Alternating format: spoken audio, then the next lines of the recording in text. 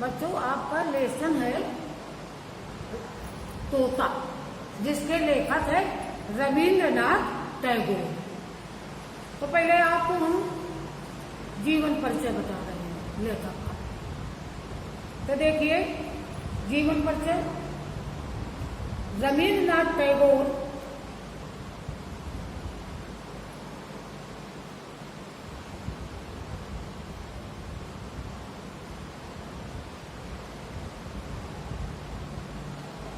रविंद्रनाथ टैगोर स्वयं में बहुमुखी प्रतिभा के धनी थे। कोलकाता के जोड़ा सांको की ठाकुरबाड़ी में प्रसिद्ध और समृद्ध बंगाली परिवार में से एक थे। टैगोर परिवार, जिसके मुखिया देवेंद्रनाथ टैगोर, जो कि ब्रह्म समाज के वरिष्ठ नेता थे, वे बहुत ही सुलझे हुए और सामाजिक जीवन जीने वाले व्यक्ति थे। उनकी पत्नी शारदा देवी बहुत ही सीधी सादी घरेलू महिला थी। 7 मई 1861 को उन्हें एक पुत्र रत्न की प्राप्ति हुई, जिसका नाम उन्होंने रविंद्रनाथ रखा। ये उनके सबसे छोटे पुत्र थे। बड़े होकर रविंद्रनाथ गुरुदेव के नाम से भी प्रसिद्ध हुए। रविंद्रनाथ बचपन से ही ज्ञानी थे। इनकी प्रारंभिक शिक्षा कोलकाता के बहुत ही प्रसिद्ध सेंट जेवियर नामक स्कूल में हुई थी। इनके पिता प्रारंभ से ही समाज के लिए समर्पित थे, इसलिए वे रविंद्र को बैरिस्टर बनाना चाहते थे, जबकि रविंद्र की रुचि साहित्य में थी। रविंद्रनाथ के पिता ने सन 1878 में उनका दाखिला लंदन के विश्वविद्यालय में कराया, परंतु बैरिस्टर की पढ़ाई में रुचि न होने के कारण सन 1880 में वे बिना डिग्री लिए ही वापस आ गए। रविंद्रनाथ बचपन से ही अवतरित पुरुष थे, अर्थात उनकी रुचि उनके विषयों में थी और उन्होंने हर क्षेत्र में अपनी ख्याति फैलाई। वे एक महान कवि, लेखक, साहित्यकार व चित्रकार और एक महान समाज सेवी भी थे। बताया जाता है कि जिस उम्र में बच्चे सिर्फ खेलना पसंद करते हैं, उसमें उन्होंने अपनी पहली कविता लिख भी दी थी। पहली कविता लिखते समय वे केवल 8 वर्ष के थे। किशोरावस्था में उन्होंने लव कथा लिखी। रविंद्रनाथ टैगोर के लगभग 2230 गीतों की रचना की। टैगोर ने लगभग 2230 गीतों की रचना की। भारतीय संस्कृत की मुख्यतः बंगाली संस्कृत में इन्होंने अमिट योगदान दिया। इसके बाद इनकी रचनाएं देखो। काव्य संग्रह, गीतांजलि, रविंद्र संगीत, निरूपमा, करना मुझको क्षमा, मानसी, नैवेद्य, खेया, पूर्वी, आरोग्य, शेष लेखा, छड़िका, चित्रा, भारत प्रशस्त, आज दक्षिण पवन, चुप चुप रहना सखी, जन्म कथा आज। ये है आपकी काव्य संग्रह। कहानी में काबुलीवाला, अपरिचिता, अनमोल, भेंट, अनाथ, अंतिम प्यार से, कंचन, पत्नी का पत्र, गूंगी, पिंजर, प्रेम का मूल, भिखारिन, विदा, समाज का शिकार आदि। उपन्यास आँख की किरकिरी, गोरा, राजर्ष, चौखेर वाली, घेर बायरे, पत्र रूस के पत्र। नाटक रुद्र प्रचंड, वाल्मीकि प्रतिमा, गीतनाट, चित्रांगदा, राजा डाकघर विसर्जन आदि। लव कथा, समाप्त, संस्कार, अध्यापक और त्याग, प्रायश्चित आदि।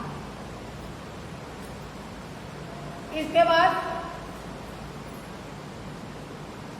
रविंद्रनाथ टैगोर को अपने जीवन में कई उपलब्धियों से सम्मानित किया गया। सन 1921 में गीतांजलि के लिए उन्हें नोबेल पुरस्कार दिया गया।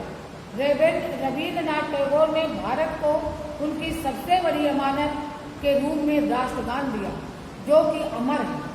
एक ऐसा व्यक्तित्व जिसने अपने प्रकाश से सर्वत्र रोशनी फैलाई, ऐसे व्यक्ति का निधन 7 अगस्त 1941 को कोलकाता में हुआ। रविन्द्रनाथ टैगोर एक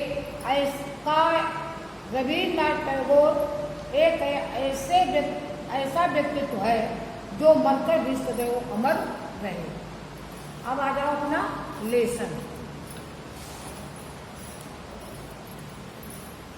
एक था तोता, वो बड़ा मूर्ख था।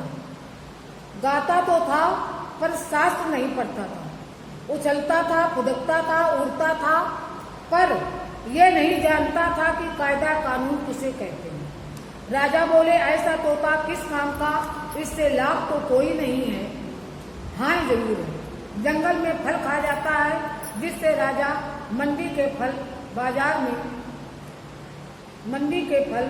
बाजार में तोता पड़ जाता है। मंत्री को बुलाकर कहा, इस तोते को शिक्षा दो। तोते को शिक्षा देने का काम राजा के भांजे को मिला। पंडितों की बैठक हुई। विषय था उक्त जीव की अविद्या का कारण क्या है। बड़ा गहरा विचार हुआ। सिद्धांत ठहरा, तोता अपना घोंसला साधारण खरपतवार से बनाता है, ऐसे आवाज में विद्या नहीं आती। इसलिए सबसे पहले तो ये आवश्यक है कि इसके लिए कोई बढ़िया सा पिंजरा बना दिया जाए। राज पंडितों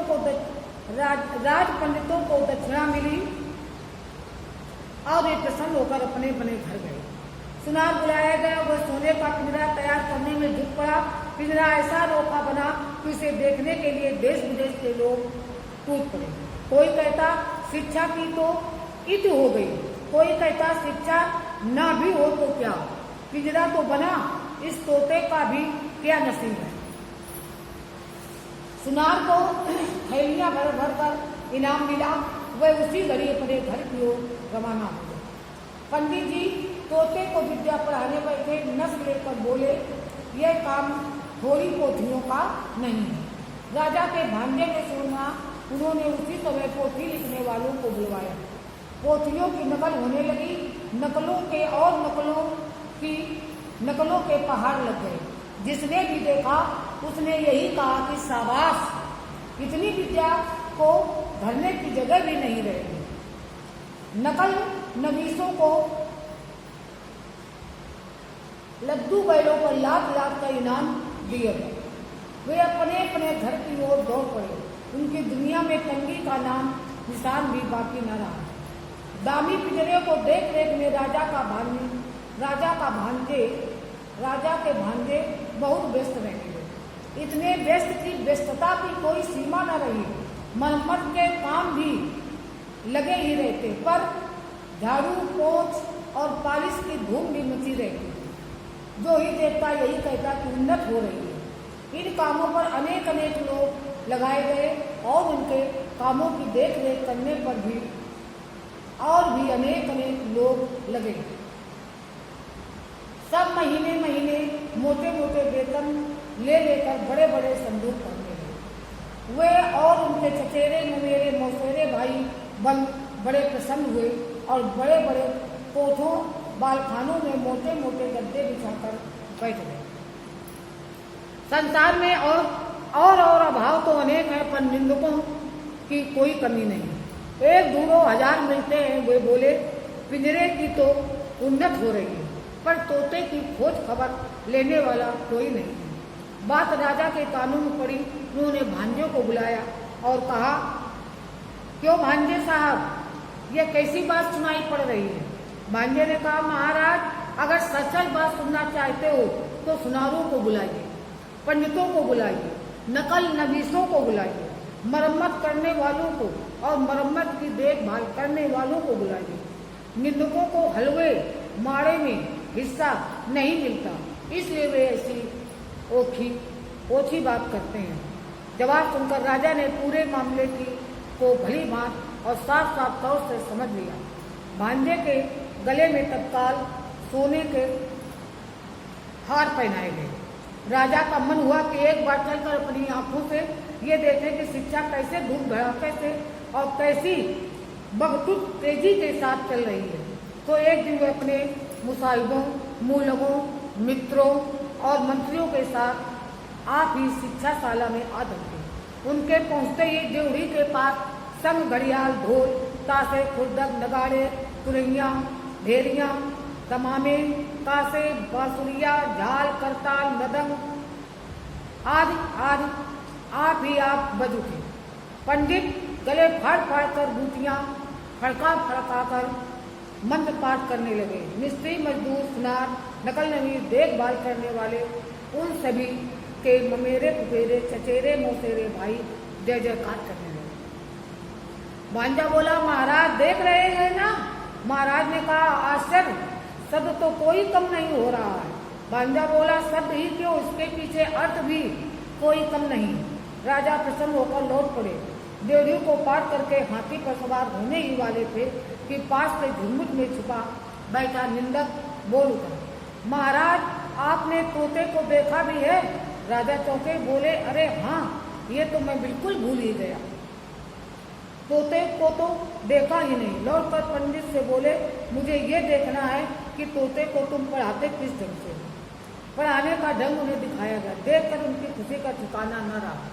पढ़ाने का ढंग तोते की तुलना में इतना बड़ा था कि तोता दिखाई ही न पड़ता। राजा ने सोचा, अब तोते को देखने की जरूरत ही क्या है, उसे देखे बिना भी काम चल सकता है। राजा ने इतना तो अच्छी तरह समझ लिया कि बंदोबस्त में कोई भूल चूक नहीं है।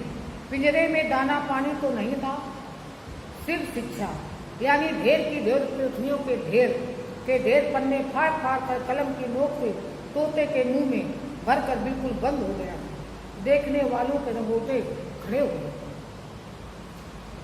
अब जब दोबारा राजा हाथी पर चढ़ने लगा तो उन्होंने कान उमेर सरदार को ताकीद दी कि निंदक के कान अच्छी तरह उमेर देना। तोता दिन पर दिन भद्र राशि के अनुसार अधमरा होता गया। अभिभावकों ने समझा कि प्रगति काफी आशाजनक हो रही है। फिर भी पक्षी स्वभाव के एक स्वाभाविक दोष से तोते का पिंड अब भी छूट नहीं पाया था। सुबह होते ही उजाले की ओर टुकुर टुकुर निहारने लगता और बड़ी ही अन्याय भरी जीत से अपने दैने फड़फड़ाने लगता। इतना ही नहीं, किसी किसी दिन तो ऐसा भी देखा गया कि अपनी रोगी चोटों से पिघले की सलाखें काटने में जुटा हुआ। कोतवाल गरजा, ये कैसी बेअदबी। फौरन लुहार हाजिर हुआ, आग, हाथी और हथौड़ा लेकर। वह धमाधम लोहा पिटाई हुई, कुछ न पूछे लोहे की सांकल तैयार की गई और तोते के दैने भी काट दिए गए। राजा के संबंधियों ने हागी जैसे मुंह लटका कर और सिर हिलाकर कहा, इस राज के 25 सिर बेवकूफ ही नहीं, नमक हराम भी नहीं। और तब पंडितों ने एक हाथ में कलम और दूसरे हाथ में बर्छा ले लेकर वह कान रचाया जिसे शिक्षा कहते हैं। लुहार की लोसार बेहद फैल गई और लुहारिन के अंगों पर सोने के गहने शोभने लगे।